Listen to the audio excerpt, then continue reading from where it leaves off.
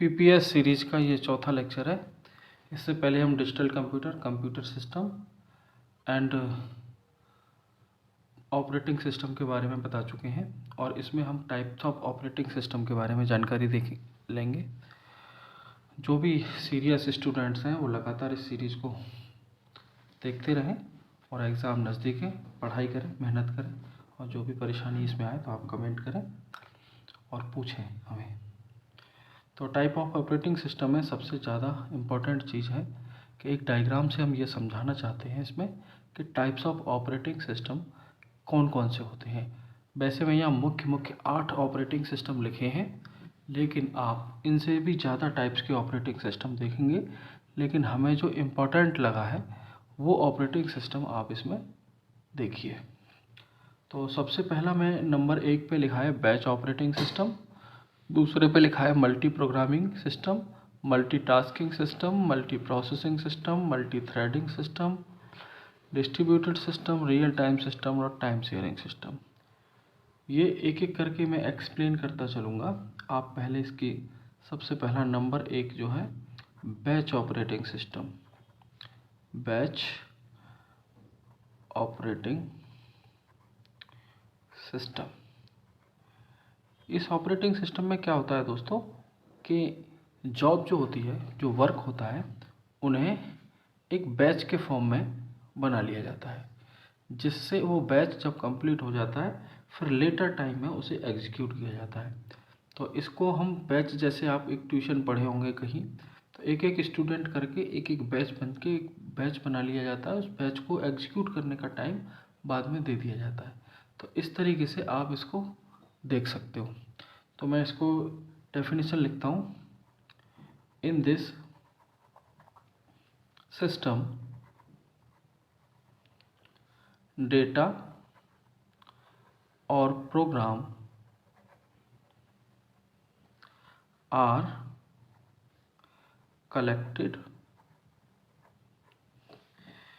in a group which is called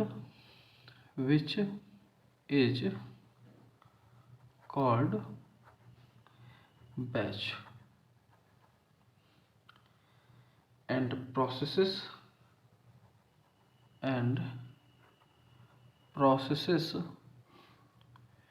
at a later time। इस batch operating system में हम क्या करते हैं, इन दिस सिस्टम डेटा और program are collected in a group which is called batch and processes at a later time. Data और program को collect किया जाता है एक ग्रुप में और उन्हें बैच कहते हैं और उसको लेटर टाइम में प्रोसेस किया जाता है। नंबर 2 पे आप देखेंगे multi programming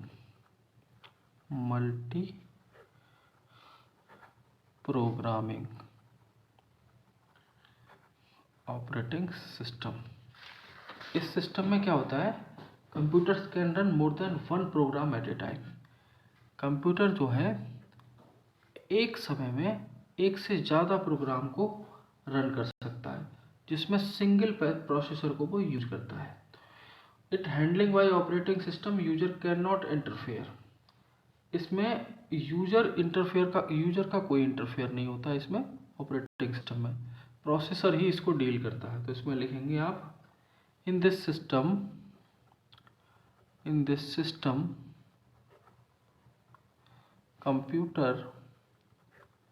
computer can run more than one program at a time using one processor।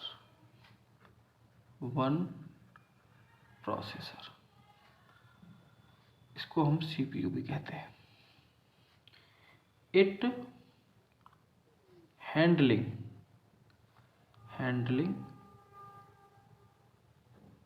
By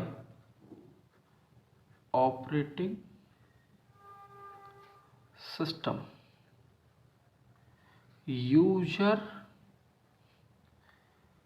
can not interfere. इसका मतलब ये है दोस्तों कि इस सिस्टम में कंप्यूटर एक से ज़्यादा प्रोग्राम रन करेगा, एक समय पे करेगा और एक प्रोसेसर के साथ करेगा। ये चीज़ें ऑपरेटिंग सिस्टम के द्वारा हैंडल की जाती हैं, जिसमें यूजर कोई इंटरफेयर नहीं करता है। इसके एग्जाम्पल देखेंगे जैसे Linux, Unix and Windows.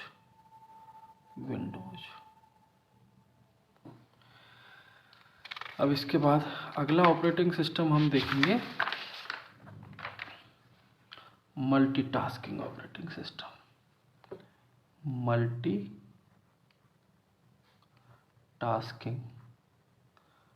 Tasking operating system, ये हमारा तीसरे नंबर का ऑपरेटिंग सिस्टम है।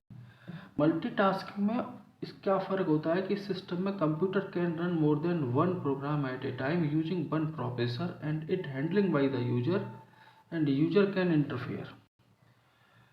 इस ऑपरेटिंग सिस्टम की खास बात यह है और मल्टी प्रोग्रामिंग वाले की कि उसमें यूजर इंटरफेयर नहीं करता, यहाँ पे यूजर इंटरफेयर करता है। तो इसकी डेफिनेशन लिखेंगे, इन this system computer can run more than one program at a time using one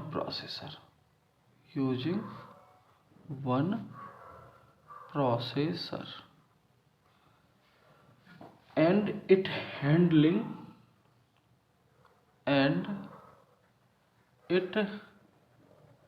handling by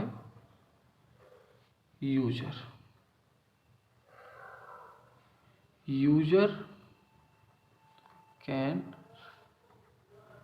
interfere। इस केस में आप ये जानकारी रखेंगे बस कि एक से ज़्यादा प्रोग्राम एक ही टाइम पर एक ही प्रोसेसर के द्वारा रन किए जाते हैं, लेकिन ये यूजर के द्वारा हैंडल होते हैं और यूजर इसमें इंटरफेयर कर सकता है। एग्जाम्पल इनके भी वही हैं, लाइनेक्स, यूनिक्स एंड विंडोज। चौथा ऑपरेटिंग सिस्टम देखेंगे हम दोस्तों मल्टी प्रोसेसिंग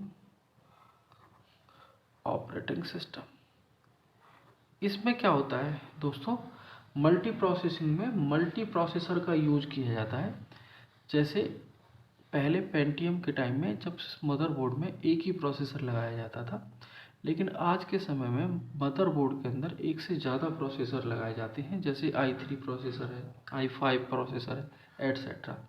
तो इन प्रोसेसर में जो टेक्नोलॉजी यूज होती है वो मल्टी प्रोसेसिंग सिस्टम की होती है, जो एक ही साथ मल्टीपल प्रोसेसेस किए जाते हैं। इसमें लिखेंगे आप वन और more than one programme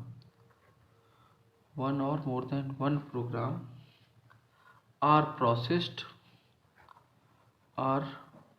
processed by more than one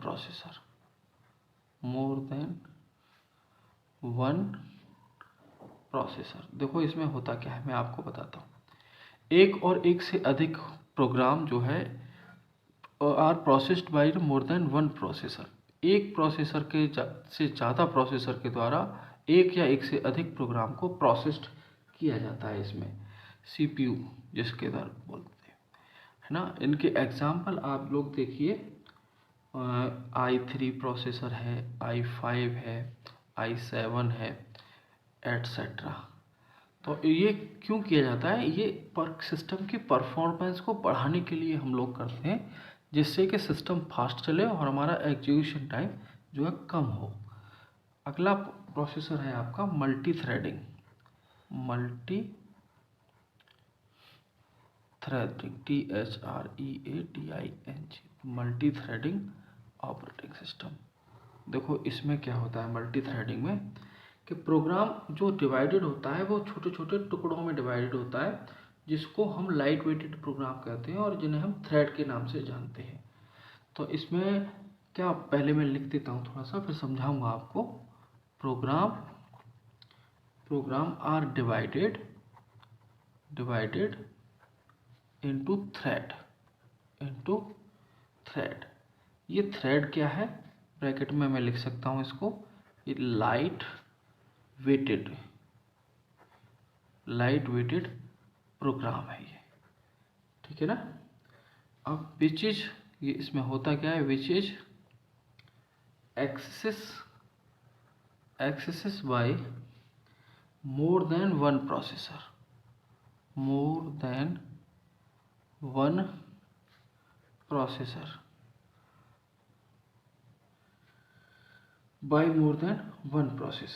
multi threading operating system run करता है different part of the program at the same time. Program के छोटे छोटे टुकड़ों को भी रन करने को अलाउ करता है। तो multi threading operating system allows running different part of the program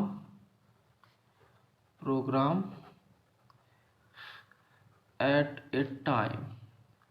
okay, तो इसके एग्जाम्पल हम इसके भी देख सकते हैं, लाइनेक्स एंड यूनिक्स। अगला ऑपरेटिंग सिस्टम हम दोस्तों जानेंगे। अगला ऑपरेटिंग सिस्टम जो 6वें नंबर का है उसको देखेंगे, डिस्ट्रीब्यूटेड ऑपरेटिंग सिस्टम। जैसा आपको नाम से क्लियर है, डिस्ट्रीब्यूटेड का मतलब होता है बटा हुआ, डिस्ट्रीब्यूट करना किसी चीज़ को। तो डिस्ट्रीब्यूटेड सिस्टम में क्या होता है कि ये इंडिपेंडेंटली काम करता है, जिस पे एक लोकेशन पे एक से ज़्यादा सिस्टम रखे हुए होते हैं जो शेयर्ड होते हैं और वो कंट्रोल किए जाते हैं किसी कॉमन फैसिलिटीज़ के द्वारा। तो इसमें आप देख लीजिए क्या होता है, in distributed system the processing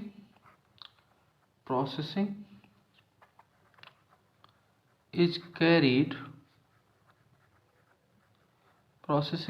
carried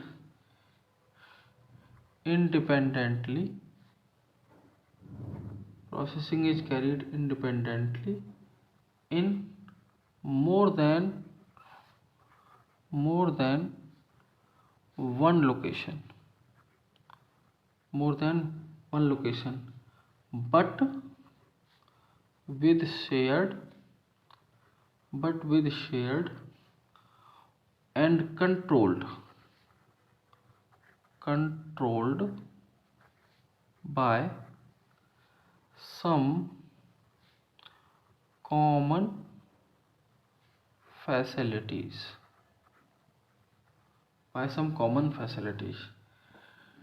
Distributed system can be two types। इसमें एक होता है होमोजीनियस डिस्ट्रीब्यूटेड सिस्टम और दूसरा होगा हेट्रोजीनियस डिस्ट्रीब्यूटेड सिस्टम। इसमें क्या होता है, होमोजीनियस में जब एक ही तरह की चीज़ों को शेयर किया जाए तो होमोजीनियस, और डिफरेंट तरह की चीज़ों को शेयर किया जाए तो हेट्रोजीनियस। नंबर 7 पे हम देखते हैं दोस्तों, real time system. Real time system क्या करता है दोस्तों, it works under well defined time conditions. मतलब जहाँ पे एक टाइम स्लॉट्स होते हैं, उन टाइम्स के अंदर ही उसको काम करना होता है, जिससे कि रिजल्ट साथ साथ मिल सके। जैसे मशीन में एटीएम में जो लगे हुए होते हैं वो कैसे सिस्टम होते हैं, रियल टाइम ऑपरेटिंग सिस्टम के, जो भी ऑपरेशंस होते हैं उसमें साथ साथ उसमें वर्क करते हैं। आपकी माइनस होने की फैसिलिटी, मैसेज आना, ये सब रियल टाइम में वर्क करते हैं। और वीडियो कॉन्फ्रेंसिंग के थ्रू जो ऑपरेटिंग सिस्टम शेयर किए जाते हैं, ये सभी रियल टाइम ऑपरेटिंग सिस्टम के एग्जाम्पल है। It works under well defined time condition. It provide result within the specified time limit। ये ध्यान रखना है आपको कि स्पेसिफाइड टाइम लिमिट के साथ ही आपको रिजल्ट इसमें मिलने चाहिए। दूसरा इसमें लिखते हो कि इन this system time is very important. Time is very important, okay, to get correct response, to get correct response। इतनी चीज़ें आपको इसमें ध्यान रखिए। दो तरह के रियल टाइम सिस्टम होते हैं, एक होता है hard real time system,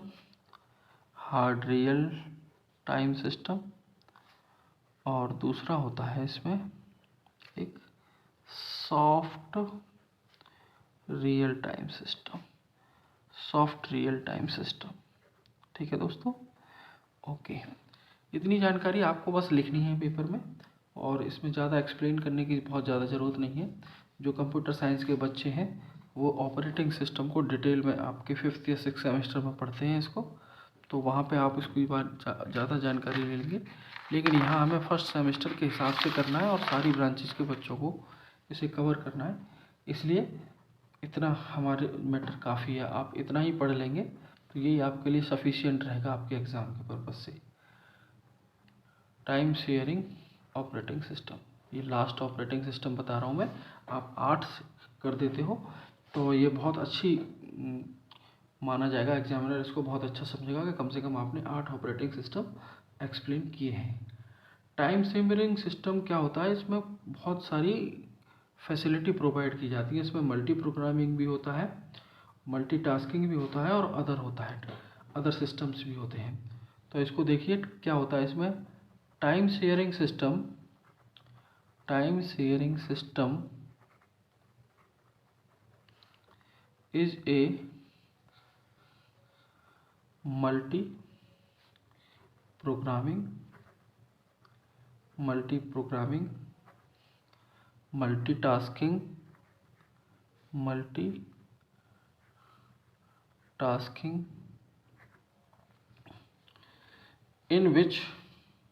in which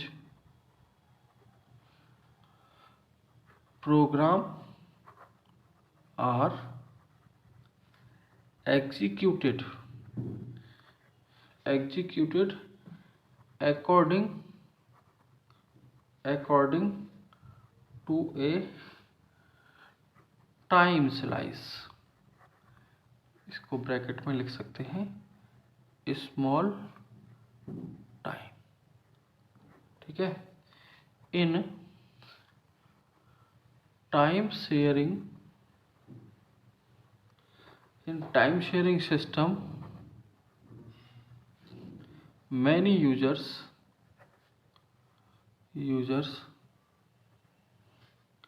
can interact at a time by dividing CPU time among the users. Time sharing system कैसा है, मल्टी प्रोग्रामिंग है, मल्टीटास्किंग है। इसमें मल्टीपल प्रोग्राम्स किए जाएंगे, मल्टीटास्किंग है, जिसमें in which programs are executed according to time slice. Small time के अंदर ये काम करना होता है। In time sharing system many users can interact at a time. तो एक ही समय पे जब बहुत सारे यूजर्स इंटरेक्ट करेंगे और सीपीयू टाइम को डिवाइड करेंगे अमॉन्ग द यूजर्स, डिस्ट्रीब्यूट करेंगे, तो वो एक ही फैसिलिटी को शेयर कर रहे हैं, इसलिए इसको हम लोग टाइम शेयरिंग ऑपरेटिंग सिस्टम कहते हैं। तो दोस्तों मेरी साइड से ऑपरेटिंग सिस्टम और ऑपरेटिंग सिस्टम के टाइप्स ये मैं डिसाइड कर चुका हूँ, और आप लोग इन वीडियो को देखते रहिए, और जो भी परेशानी है वो कमेंट के रूप में आप पूछते रहिए। मैं ये सीरीज़ चालू रखूँगा और आप अपनी तैयारी के लिए जारी रखिए, और all the best. Thank you so much.